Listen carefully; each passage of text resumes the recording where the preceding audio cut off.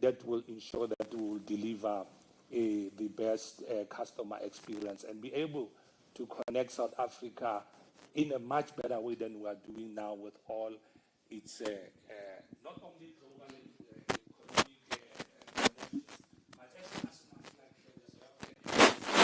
like also a national diplomatic role where we are promoting cultural exchange, we are exposing Africans to Africa, exposing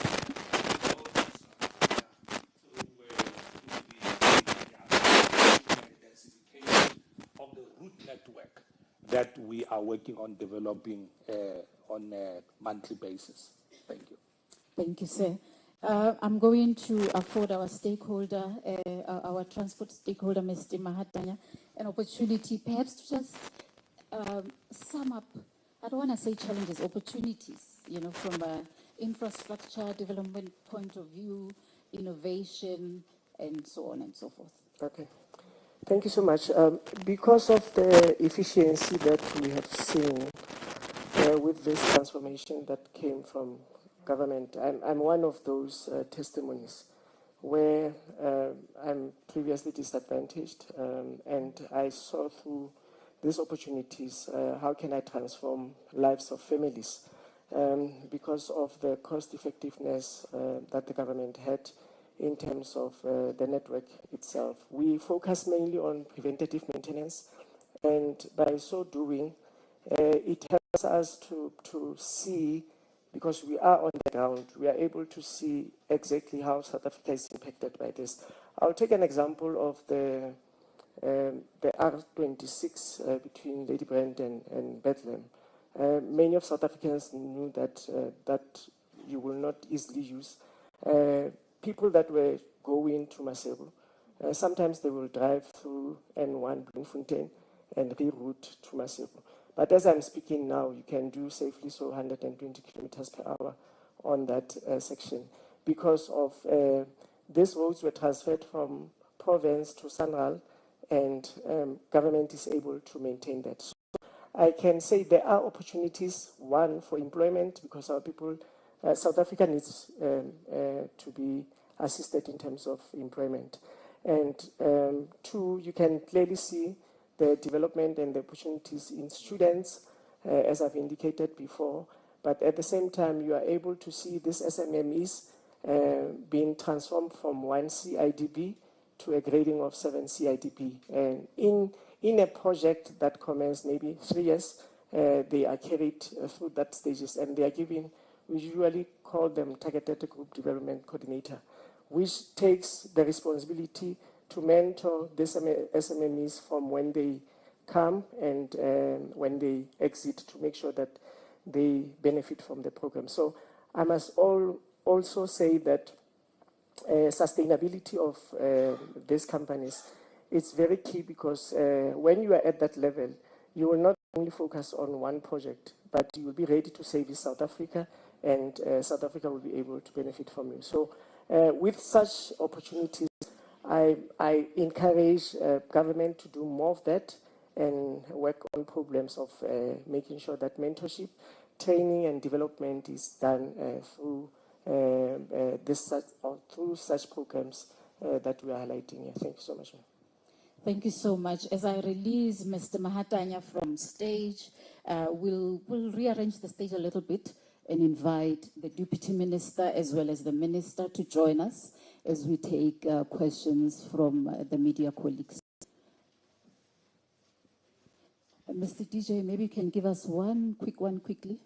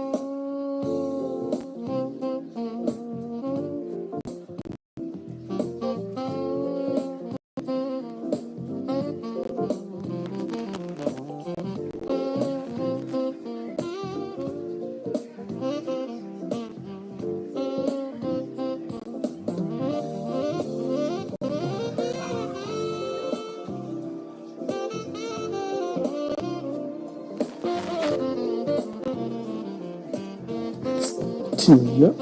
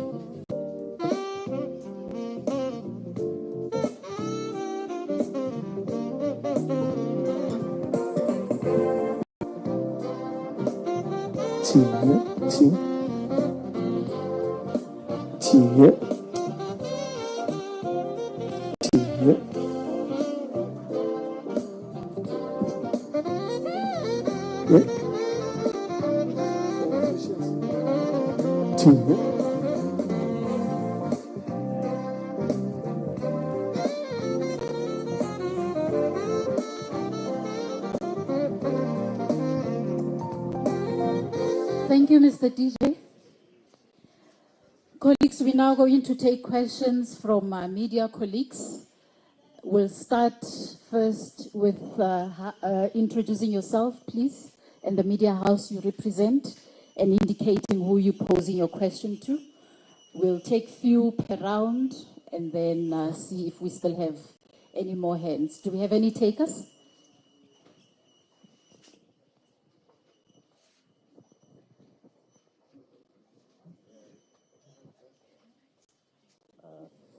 Thank you very much. My name is Sufenze Stimo from SABC News. Minister, there's been some trouble at RTMC. We saw there's other managers that have also been suspended following the suspension of the CEO. What is the latest there, as we know that the CEO has been on suspension for the past 4 months? And the other one is about the plan for Transport Month. What is the department's plan for this particular month? Thanks. All right, maybe let's take one or two more before we afford the minister the opportunity to respond.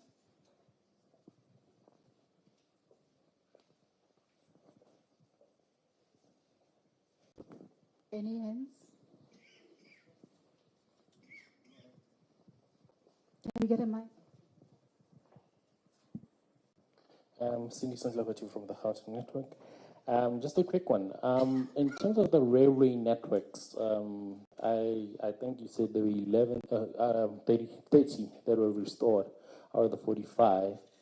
I'm more wondering, is that in partnership with private sector, or is it solely, especially the corridors that shuttle mainly labor, like the one in Davidton? How is that partnership looking? Thank you. Before you give away the mic, we couldn't get your name or the media house you represent. Okay. Cindy Sandlavati, the Gauteng Network. Thank you, Cindy. Are there any more hands for this round? No. Okay. Minister, over to you. Thank you very much. With regard to RTMC, it's correct that the Chief Executive Officer has been suspended. When I came back from Canada 2 days ago, I had a long conversation with the chair of the board. She indicated to me that the independent investigation into the whistleblower allegations is underway. She also indicated to me that there had been further allegations against other executives, and that those allegations would also be investigated. We did have a long conversation about what is the role of suspension. I think that under labour law, the suspension that one would be implementing would be what we call a precautionary suspension, and it would be to prevent interference with the investigation. I said to her that the board would need to apply its mind as to what are the allegations against other executives and what is the likelihood that they would interfere with the investigation. Obviously, in these situations, one's always got to balance a number of things. So the integrity and independence of the investigation is one of those things. The functionality of the organization is another of those things. And of course, the issue of taxpayers' money is a very important issue, because we know that when people face precautionary suspension, they're still being paid. So I think we just had a discussion about that. The decision about whether or not to suspend is a board decision. It's not a ministerial decision. But I wanted just to raise those issues and request that when the board makes a decision one way or the other, they consider all of those matters. I believe that is a wise and prudent way to exercise one's governance responsibility. I think what's very important to focus on when we consider rail reform is the question of the difference between a freight network, which is what Transnet is operating, and a passenger network, which is what PRASA is operating. And I actually, in my travels, had an opportunity to meet with British Rail. And one of the things you would know is that British Rail have had a number of their railway lines privatized for a number of years. They're in a process of renationalizing. And I took the opportunity to sit down with my counterpart and to ask why. And he said to me, well, British Rail is a passenger rail network. I was surprised about that. It was not something that I knew. He said only 8% of the traffic on British Rail is a freight traffic, and that traffic is entirely run by private sector operators. But on the passenger side, it's very difficult for passenger rail to break even. And I think you would have heard Mr. Emeron talking about high-density lines, for example, the Khayelitsha line, the line from Naledi. But, you know, we're dealing with 40 lines here. Some of those lines are important to communities, but they're not high-density lines. So what it means is you would have a cross-subsidization operating, and government subsidizes passenger rail. Break-even point on the PRASA network is 300 million passengers per annum. And that's why we're working very hard to restore signalling so that we can push up the passenger numbers so that we can break even. So I don't think there's any intention to privatize or to bring in, let me not say privatize, let me say bring in private sector operators onto the PRASA network. Because we recognize that this is a network where there is cross-subsidization because of different network densities.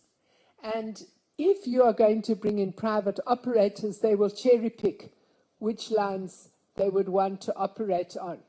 And if they are going to take all the profitable lines, then you're going to land up with a problem with your unprofitable lines. And that's essentially what British Rail was explaining to me that they are facing. We would have loved to sort out the Davidton line right now. Unfortunately, we don't have all the money that we would want to have from National Treasury. And so the process of sorting out the Davidton line will begin in the next financial year. Thank you very much. Thank you, Minister. Do we have any more questions from the floor? All right. Thank you so much, Minister and Deputy Minister. It looks like these are all the questions we have, unless the Deputy Minister, would you like? Okay. All right. Okay. Maybe let me afford the CEOs of the transport entities an opportunity to just wrap up with closing remarks. I'll start with you, Mr. Demana. We look forward to supporting the Minister during the October Transport Month. Number of activities planned. It is a key safety month as well for us to remind people what transport family is about. We are the heartbeat of the economy. As Soli says, when they are not working, South Africa is not thriving. It equally applies to every one of us. Thank you. Thank you so much. Mr. Emeron, over to you. I forgot to say something, and that is what's the program for Transport Month. I'm sorry. Can we do the CEOs and then we finish off with you? Yes. Thank you so much, Minister. Mr. Emeron. Thank you, Madam MC. I think just to confirm from PRASA's side is that while I've shared with you some of the results of 24-25, the hard work is continuing. We have clear targets that we have set for this year, which speaks to the priorities of our shareholder, and that is what we are committed to. While yesterday we celebrated the good results, that was one day. The work is already underway to ensure that we do recover those corridors that need to be recovered. And the ministers made it very clear that key to PRASA's success is to get the signalling up and running.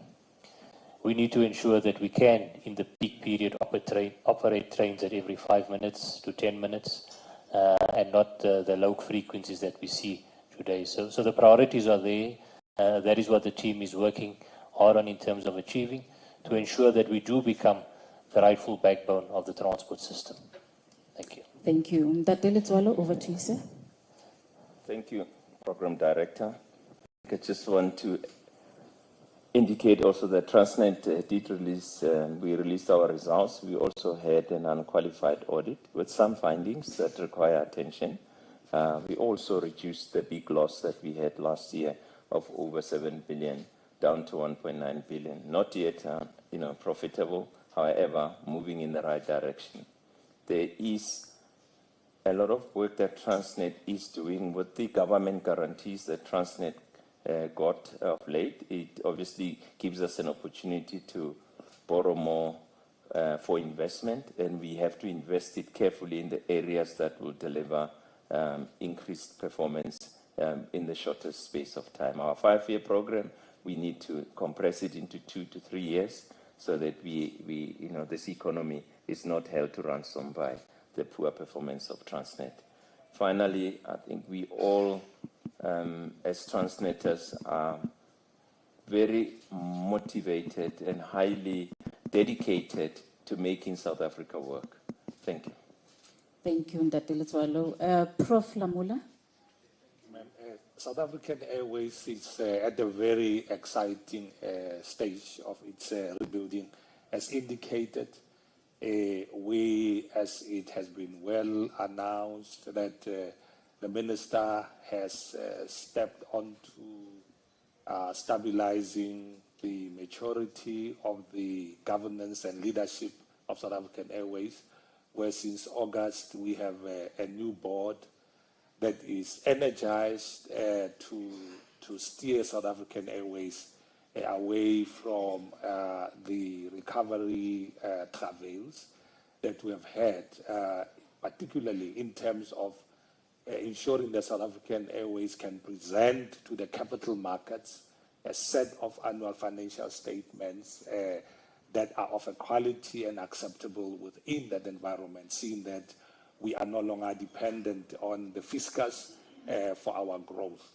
So it's a very exciting period that we believe that during this October Transport Month, we will be working within the spirit of intermodality in ensuring that our expansion will eventually lead to bringing down the cost of flying in Africa. Throughout the continent is the biggest challenge that we have, that passenger air transportation is above the average citizens reach. And as we will be receiving more aircraft, about 9 aircraft between now and by this time next year, as we increase capacity and more supply over.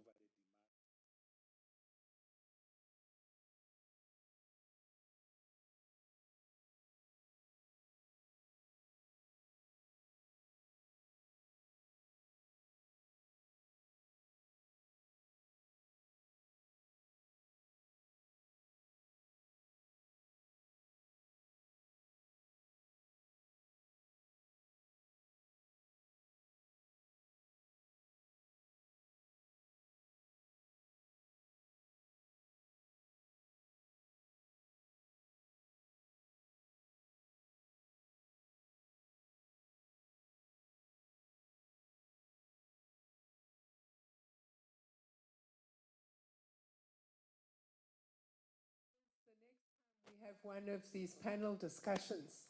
It might also be important to include the biggest black-owned transport industry in South Africa.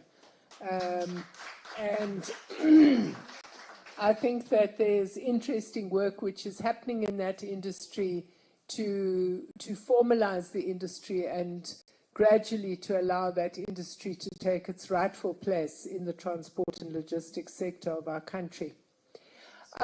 Very briefly on Transport Month, next week Deputy Minister is in Gqeberha. He will be dealing with maritime transport issues. I will be in Cape Town with Transnet, looking at the new equipment that has been commissioned to operate at the port of Cape Town. You would understand that we are busy preparing for the new fruit season, having just finished the last fruit season. So I'm very excited to see that brand new equipment, which is getting very good reviews from the freight forwarding and freight logistics sector overall. I'm also doing work with the MEC to prevent pedestrian deaths. 45% of the deaths that occur on our roads are pedestrians, and we are doing outreach work to educate pedestrians about the dangers of crossing highways and trying to find ways of reducing the passenger death toll. After that, we're going to Mahikeng, where we've got a big Vala Zonke project to try and deal with the state of roads in that particular city.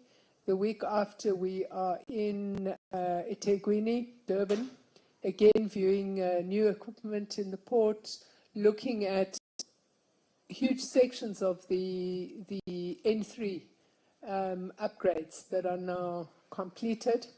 I don't have my diary for everything else. I'm waiting for Prof. Lamola to invite me to the launch of the new route to Botswana so that we can do something for SAA. It might not be in Transport Month, but it's close enough. So, but we will obviously keep the media informed. Oh, the exciting event is that this month we will announce the request for information on passenger rail. And that really will deal with a range of investment opportunities in passenger rail and also investment opportunities in rapid rail. So that is a forthcoming attraction during Transport Month. Thank you. Thank you, Minister. Thank you, Deputy Minister, all the CEOs. The transport space is really changing from a boring, neglected space to a really exciting one. We look forward to it, and it's really giving South Africans hope, I think. There's a lot of good news to tell. With that, I'm going to close. I just want to thank the Department of Transport, everyone there who assisted to bring our functionaries together so that we can get a good grasp on what is going on in the department. I want to thank the UNISA School of Business Leadership for everything you prepared for us. And then my colleagues at the National Press Club, Mosidi Mugele, our General Manager, Dinaya Horne, and Nobele Mahlangu. Thank you so much, colleagues, for everything you did. And then the most important are the media. Thanks for coming, guys and girls. And until next time, there will be a meal served now. I will ask the Minister, the Deputy Minister, the CEOs, the DGs, and the MECs. There are some of all of these here today. You can dish up first on that side, and then the rest of us will also get an opportunity. Thank you, and enjoy the day, the evening further.